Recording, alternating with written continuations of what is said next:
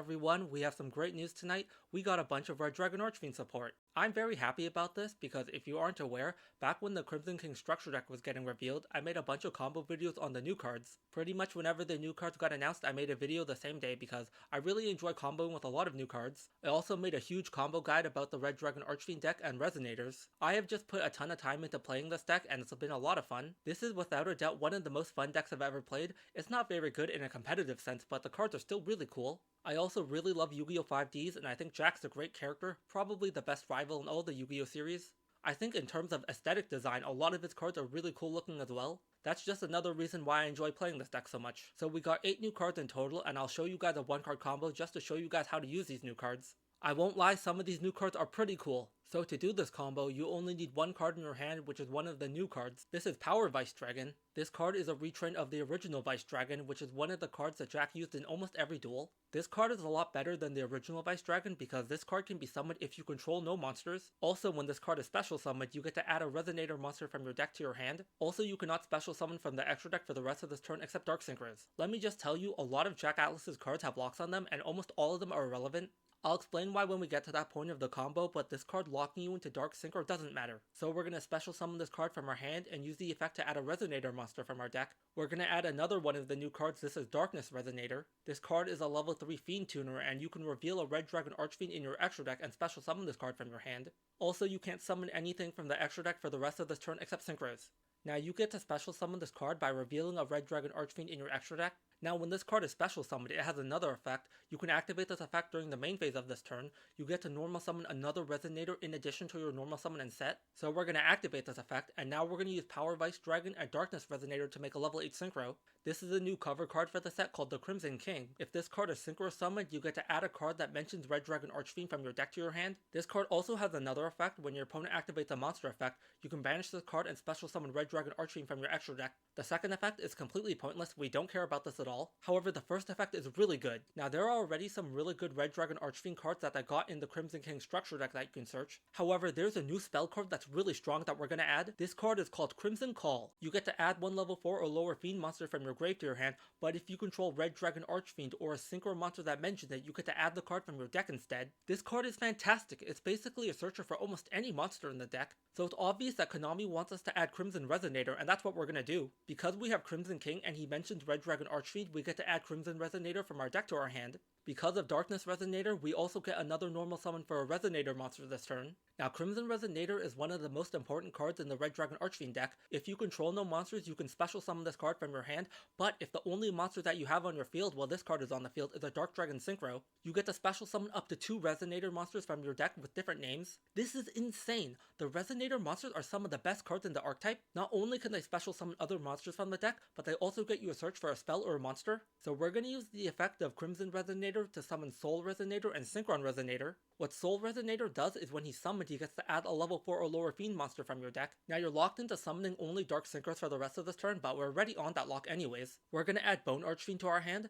This card is really good because you can special summon this card from your hand or grave by sending a card from your hand or field to the grave. We're going to send Crimson Resonator to the grave to special summon this card. Now Bone Archfiend also has another effect. You get to target a face-up monster you control who has a level. You send 1 Fiend Tuner monster from your hand or deck to the grave.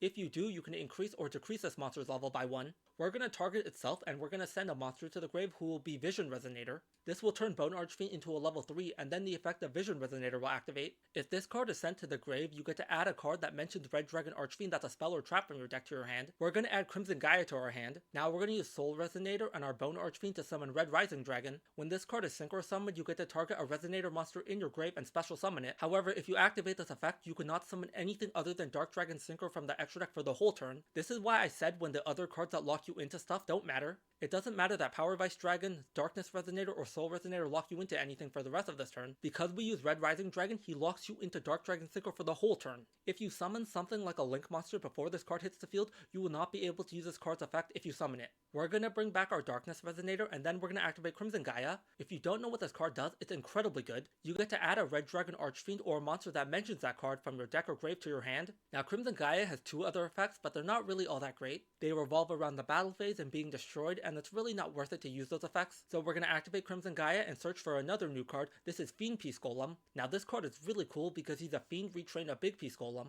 If you control a Fiend tuner monster, you can special summon this card from your hand. Also, if this card is special summoned, you can decrease its level by up to 2. And then if he's sent to the grave as material for the synchro summon of Red Dragon Archfiend or a monster that mentions that card, you can target one level 4 or lower Fiend monster in your grave and special summon it. So we're going to special summon Fiend Piece Golem and use its effect to turn it to a level 3. We're going to use Darkness Resonator and Fiend Piece Golem to summon another Red Rising Dragon. Unfortunately, Red Rising Dragon does not mention Red Dragon Archfiend in the text, so you can't make use of the third effect. What we're going to do is bring back our Darkness Resonator. Now you're going to use Synchron Resonator along with your Crimson King to summon Hot Red Dragon Archfiend Abyss. Now Synchron Resonator's effect will activate because it was sent to the grave. You get to add a Resonator monster in your grave to your hand. Now there are two choices here. Because I didn't use my normal summon already and I don't have any other cards in my hand, I'm going to add Soul Resonator. However, if you have another card in your hand that you want to normal summon, you should always get back Vision Resonator. The reason why is that card can special summon itself from the hand if you control a level 5 or higher monster on the field. But like I said, I don't have another normal summon, so I'm just going to add back Soul Resonator. I'm going to use my regular normal summon for this card and use the final effect of Darkness Resonator. What Darkness Resonator does, it can turn all the tuner monsters you control into a level 1 monster. You're going to turn both Soul Resonator and Darkness Resonator to a level 1 monster, then you're going to use Darkness Resonator and Red Rising Dragon to summon Crimson Blade Dragon. Now this is another new synchro monster that Jack got and it's really good. When this card is synchro summoned, you get to add a level 8 or higher monster that cannot be normal summoned or set. The first card that people are going to say is Habakiri. You can finally do full Mitsurugi combo in Resonator. I think that's really funny, but I don't want to show off any Mitsurugi combo because I think it's pretty lame. Another really cool card is Odd Eye's Revolution Dragon. That card can put itself in the Pendulum Zone and destroy it. Then you get to bring back a Dragon Synchro monster from your grave. You can also add other cards like Chaos Dragon Levianeer. That one's pretty good. You can banish 3 dark monsters from your grave to special summon that card, and that card will snipe a random card out of your opponent's hand. Now there are 2 options here where I think are the most optimal, but I'll show you the first one and talk about the second one after. Konami is really trying to tie Assault Mode into Red Dragon Archfiend similar to how Stardust Dragon is tied to Majestic. I think that makes a lot of sense because Red Dragon Archfiend Assault Mode was the cover card for Crimson Crisis. I guess it is nice how they differentiate the two because now Yusei will get Majestic forever and Jack will just get Assault Mode. Crimson Blader Assault Mode is a really good card. You can reveal this card in your hand to add a card that mentions Assault Mode Activate from your deck to your hand, so we're going to reveal this card to add Assault Mode Activate. Now there are some more cool things you can do like adding Psy Reflector from your deck to your hand. I just don't think there's a point in putting the extra bodies on your field because you're locked into Dark Dragon Synchro monsters. There's pretty much nothing you can summon with the combination of Psy Reflector and Assault Beast. If we get some new Dark Dragon Synchros, maybe this will be a path in the future. For now, because there's really nothing we can do with Psy Reflector, what I'm going to do is I'm going to return Crimson Blader Assault Mode to my deck to add Assault Mode Activate. This is really nice because we can summon Crimson Blader Assault Mode from our deck because Crimson Blade Dragon counts as Crimson Blader. Now because my Soul Resonator is level 1, I can use that card with my Red Rising Dragon to summon Zarun the Chainbound Dragon. This is a really cool new card that came out in Burst Protocol. This card needs a tuner plus a synchro monster. Now Zarun is a really unique card because he's a negate, but he doesn't negate the same way that other cards negate. A lot of the time in Yu-Gi-Oh, when your opponent activates a card, you can negate it with a monster effect or a spell or trap. Zarun doesn't work this way. Zarun can only negate Chain Link 3 or higher, but he has a really unique effect. In Yu-Gi-Oh, you can do something called chain blocking where you have a first effect that you really want to resolve. You put the second effect in front of it, and most of the time cards cannot negate the first one. This is why Zarun is so cool. He can be used as a Chain Link 3 and negate the first card in the chain, even if it's chain blocked. This will help you negate cards like Dark Ruler no more. So we're gonna set Assault Mode Activate, and during your opponent's turn, if they try to hit you with Dark Ruler, this is what you're gonna do. You're gonna activate your face down Assault Mode Activate and tribute your Crimson Blade Dragon. Because you're in a Chain Link 2 or higher, now you can activate the effect of Zarun the Chainbound Dragon. Because of this, now Zarun can negate the Dark Ruler no more, even though it's Chain Link 1. This will protect you from Dark Ruler. Now Assault Mode Activate will summon Crimson Blader Assault Mode.